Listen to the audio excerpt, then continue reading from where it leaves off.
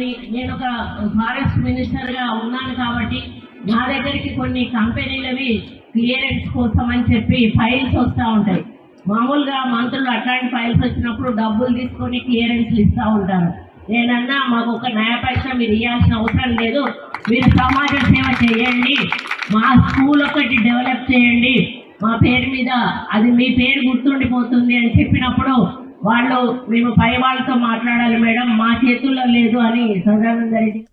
నేను ఒక చిన్న మాట, అది నేను జనరల్ గా వాడినటువంటి మాటను దాన్ని కాంగ్రెస్ వాళ్ళకి ఆపాదిస్తున్నాను. నేను కాంగ్రెస్ మంత్రులు అనేటువంటి మాట ఇక్కడ కూడా మాట్లాడు, జనరల్ గా మంత్రులు అనేటువంటి మాట మాట్లాడు, అందరూ అని కూడా మాట్లాడలేదు, జనరల్ గా మంత్రులు అని మాట్లాడిన దాన్ని ఎవరి ఆలోచనలు బట్టి వాళ్ళు దాన్ని అర్థం తీసుకోవచ్చు. అంటే ఇక్కడ టీఆర్ఎస్ వాళ్ళ మైండ్ బట్టి వాళ్ళు దాన్ని అర్థం చేసుకుని నేనేదో తప్పు మాట్లాడినా మా మంత్రులు అవినీతి చేస్తా ఉన్నారు అనే పద్ధతిలో నేను మాట్లాడినా అని చెప్పి ట్రోలింగ్ చేయడం చాలా బాధాకరం.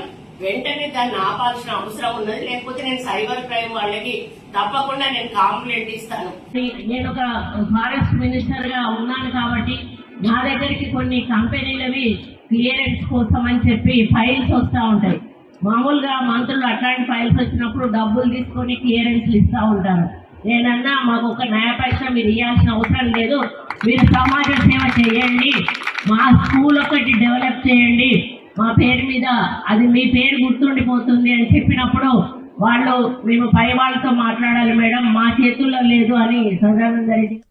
నేను ఒక చిన్న మాట, అది నేను జనరల్ గా వాడినటువంటి మాటను దాన్ని కాంగ్రెస్ వాళ్ళకి ఆపాదిస్తున్నాను. నేను కాంగ్రెస్ మంత్రులు అనేటువంటి మాట ఇక్కడ కూడా మాట్లాడు, జనరల్ గా మంత్రులు అనేటువంటి మాట మాట్లాడు, అందరూ అని కూడా మాట్లాడలేదు, జనరల్ గా మంత్రులు అని మాట్లాడిన దాన్ని ఎవరి ఆలోచనలు బట్టి వాళ్ళు దాన్ని అర్థం తీసుకోవచ్చు. అంటే ఇక్కడ టీఆర్ఎస్ వాళ్ళ మైండ్ బట్టి వాళ్ళు దాన్ని అర్థం చేసుకుని నేనేదో తప్పు మాట్లాడినా మా మంత్రులు అవినీతి చేస్తా ఉన్నారు అనే పద్ధతిలో నేను మాట్లాడినా అని చెప్పి ట్రోలింగ్ చేయడం చాలా బాధాకరం.